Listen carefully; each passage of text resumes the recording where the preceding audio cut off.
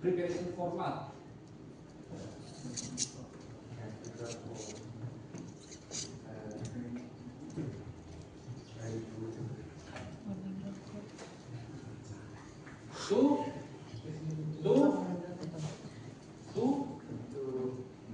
Preparation to depart. Because it feels uncomfortable, however, growth never happens. Inside your comfort zone, if you want to improve your life, you need to face the unknown, start small, learn something new. Try a different routine or talk to someone with a new perspective.